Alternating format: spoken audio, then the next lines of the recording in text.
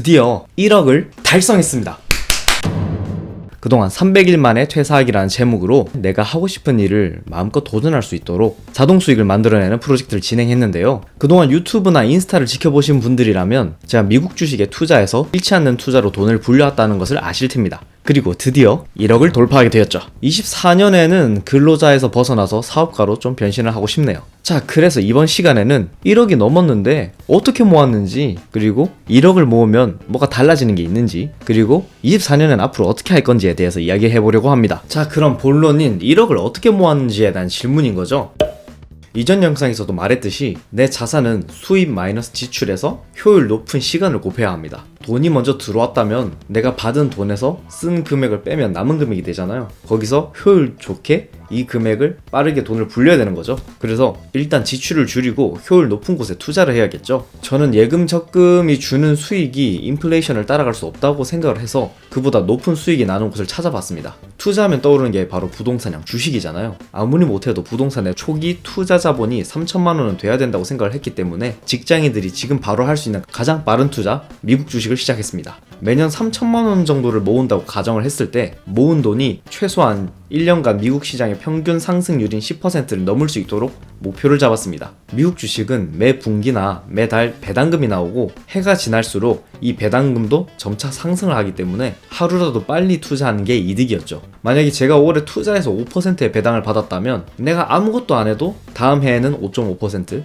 그 다음엔 6% 이렇게 계속 배당률이 올라갈 겁니다. 물론 해가 지나면서 제가 이 투자 금액만 투자하는 게 아니라 그동안 받은 돈을 계속 투자에 넣기 때문에 제가 새로 투자한 투자금이 상승하는 분도 포함시켜야겠죠. 그래서 배당과 주가 상승을 둘 다 잡을 수 있도록 포트폴리오를 구성하는 걸 목표로 했습니다. 매일 아침에 일어나면 꼭 경제 뉴스를 챙겨보고 경제와 친해질 수 있도록 환경을 세팅했어요. 만약에 내가 즐겨보는 주식 유튜버가 책을 낸다고 하면 바로 사서 읽어보고 제가 모르는 부분이 있으면 바로 배우려고 노력을 했죠. 1억을 넘으면 생활이 달라질까요? 전혀 그렇지 않습니다. 저는 여전히 노브랜드 버거를 먹고 있고 주말이 되면 서울에 강의를 들으러 가고 소비하는 습관도 그대로죠. 오히려 1억이 넘었는데 내가 이 모았던 금액을 까먹고 싶지 않아서 소비에 더 조심하는 부분도 있는 것 같아요. 하지만 뭔가 좀 다른 걸 얘기해보자고 하면 일단 통장에 앞자리가 하나 추가됩니다. 그것만으로도 기분이 좋죠. 이 앞자리 하나의 작은 변화가 오는 그 기분이 있어요.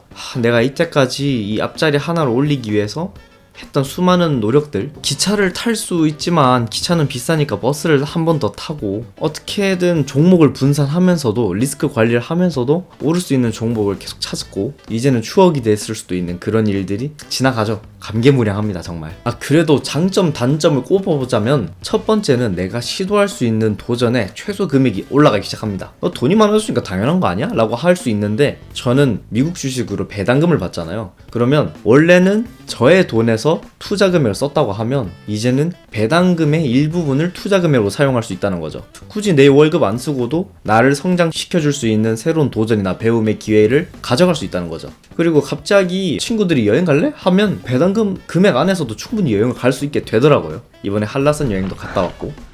진짜 나다. 라면 먹으러 가자. 진짜 썰매 타고 싶다. 그리고 이 수업이라는 것도 예전에는 이 수업 하나 자체도 부담이 좀 많이 됐었어요. 부동산 수업이든 주식 수업이든 아니면 재테크 수업이든 모든 수업을 들을 때는 수강료를 내잖아요. 근데 내 월급에서 수강료를 빼는 건 정말 고통스럽습니다. 계좌이체를 하든지 해서 내가 보이지 않는다고 해도 어쨌든 내 통장에서 돈이 나가는 거니까 정말로 고통스럽거든요. 돈을 내기도 전에 의심을 해요. 이거 내가 들어도 정말 성장할까? 이거 결국 저 사람들의 성공파리를 내가 그냥 사는 게 아닐까? 이런 고민이 하게 되거든요. 그런데 이제는 내가 어느 정도 성장한 배당금으로 투자를 하게 되니까 내가 1% 성장할 수 있으면 그게 좋은 수업이 아닌가, 이런 판단을 하면서 좀 더 비싼 수업, 좀 더 양질의 수업을 찾게 되는 것 같아요. 물론 가격이 올라갈수록 어느 정도 퀄리티는 비례하면서 상승하게 됩니다. 가격이 비쌀수록 좋은 수업일 가능성도 높아지죠. 단점을 얘기하자고 하면 사람에 따라서 큰 게 될 수 있습니다. 절대 돈이 목표가 되지 않도록 할 것. 만약에 돈이 목표가 된다면 예를 들어서 1억이 목표가 된다고 했을 때 1억을 달성한 순간 정말로 허무함에 빠지게 돼요. 왜냐면 아까 얘기했듯이 1억을 모아도 내 생활은 바뀌는 게 없거든요. 제가 바뀐다고 하면 내가 어디 가거나 뭘 배우거나 비상시에 쓸 수 있는 비상식량이 하나 생긴다는 정도지 1억이 모인다고 해서 내 인생 전체가 그렇게 드라마틱하게 바뀌지 않습니다. 10억 정도는 돼야 되지 않을까. 지금은 1억을 모았으니까 목표를 10억으로 바꿨죠. 그래서 1억을 목표로 잡았다고 하면 엄청난 공허함에 휩싸일 겁니다. 오히려 1억을 모으고 나서 목적이 사라지니까 더 돈을 막 쓰면서 이미 모아놨던 자산까지 해치는 사람도 봤어요. 저도 1억 자체가 목표는 아닌데 1억을 모으게 되다 보니까 어느 정도 허무함이 오더라고요. 제가 드리고 싶은 말은 1억 자체를 목표로 하지 말고 1억을 통해서 내가 뭔가를 하고 싶은 걸 목표로 잡으라는 겁니다. 간단하게 얘기하면 버킷리스트죠. 내가 무언가를 하고 싶은 도전이 있는데 그걸 실행하려면 1억 정도의 자본이 있어야 된다. 그렇기 때문에 난 1억을 모은다. 이렇게 가야 되는 거죠. 그래서 너는 목표가 있냐? 물으면 말을 하지 않을 수가 없겠죠. 2024년 새해 목표입니다. 저는 21년 취직했을 때부터 매년 새해가 되면 한 달에 하나씩 총 12개의 목표를 세우고 이루려고 노력을 하는데요. 목표는 작은 것부터 큰 것까지 상관없습니다. 큰 목표를 이루기 위해서 작은 목표가 여러 개 있고 이 목표 하나를 한 달에 하나씩 해나간다고 해도 전혀 상관이 없어요.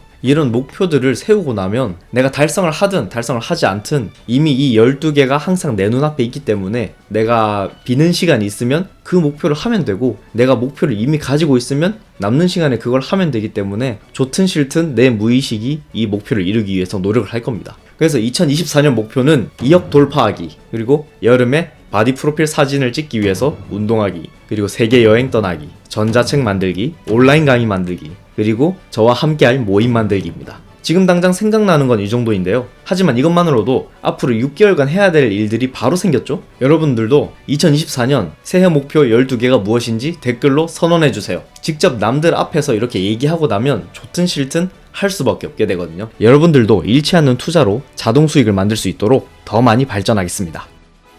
22년 하락장을 지나오면서 얼마나 고통스러웠는지 정말 말도 못합니다. 하지만 그 긴 고통을 지나오면서 우여곡절 끝에 이렇게 1억을 뚫어보니 정말로 감개무량합니다.